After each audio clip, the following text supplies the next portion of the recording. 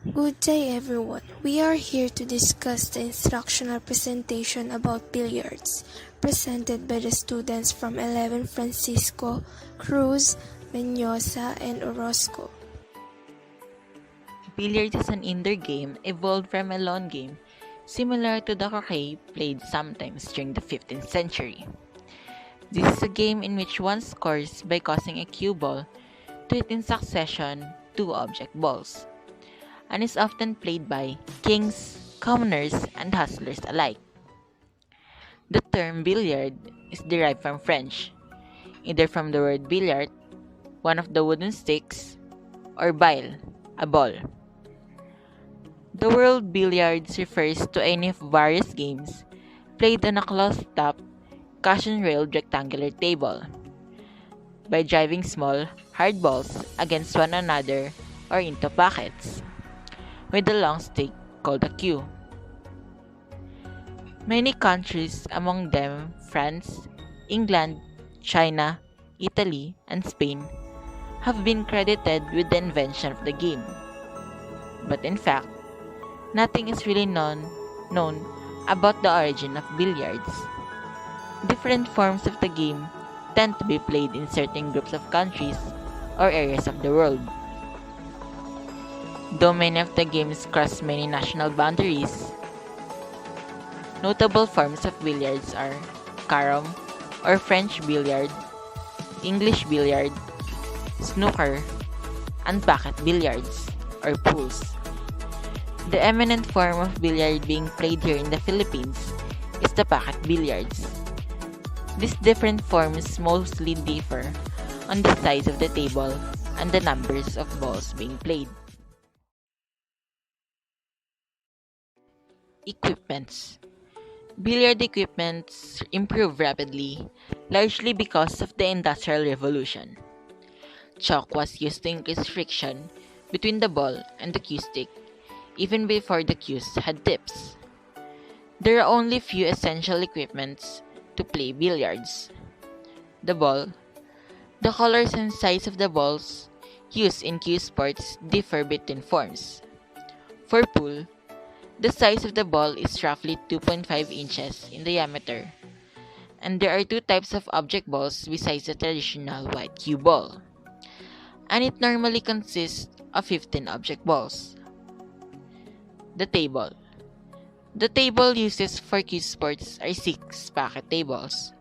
A cloth, traditionally green in color called a blaze, covers the tabletop. The table used for pool typically measures 2.75 meters by 1.37 meters.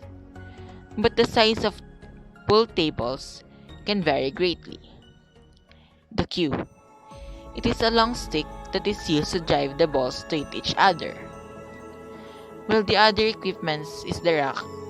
It is a triangular rack used in order for the balls to be kept in the proper triangle formation before the game starts.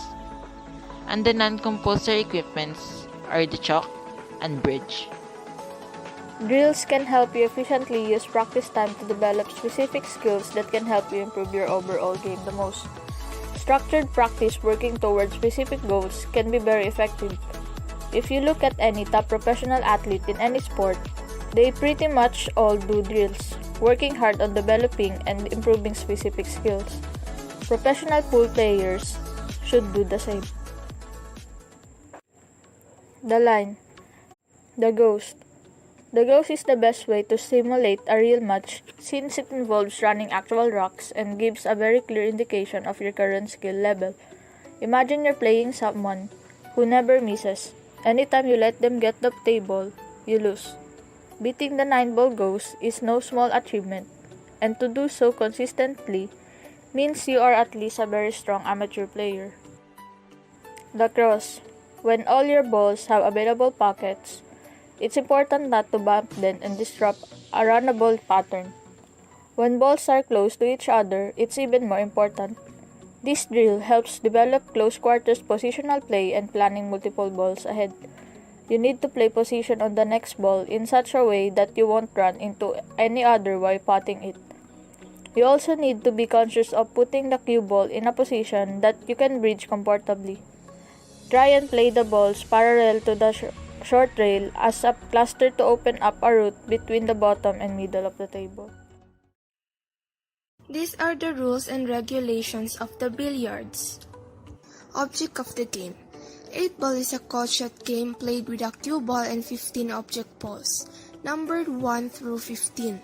One player must pocket balls of the group numbered 1 through 7, while the other player has 9 through 15.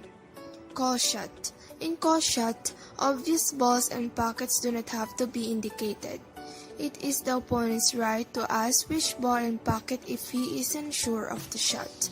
Bank shots and combination shots are not considered obvious, and care should be taken in calling both the object ball and the intended pocket.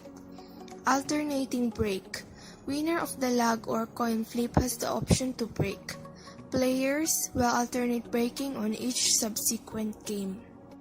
Jump and massy shots foul.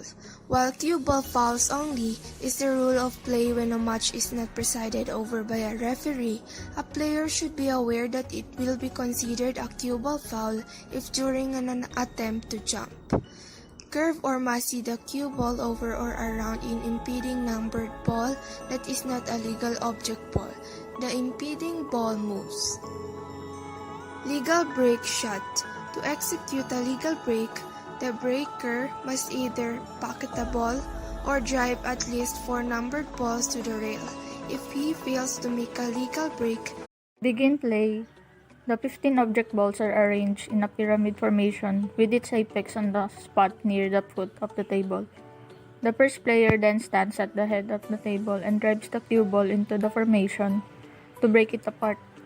To continue play, he is usually required either to pocket a ball or to drive 2 object balls in addition to the cue ball against the cushions. When a player fails to pocket a ball, his opponent begins play. The first player or side to pocket 8 balls wins the round. After the break shot, a player must designate the ball that he intends to pocket. Although in this form of the game, he need not indicate the pocket into which the ball will go. If the ball called is pocketed, any other balls pocketed on that stroke are also credited to the player.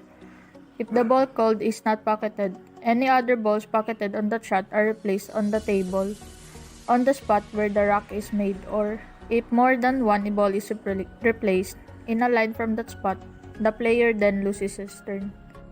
Penalties of 1 ball replaced on the table in addition to those pocketed on the foul stroke are assessed for such infraction as failure to comply with rules for the break shot, touching the cue ball twice with the cue on the same stroke, pocketing the cue ball or knocking it off the table, and failing either to pocket a ball, to drive an object ball to a cushion, or to drive the cue ball to a cushion after contacting an object ball. For a double foul on a single stroke, only 1 penalty is assessed.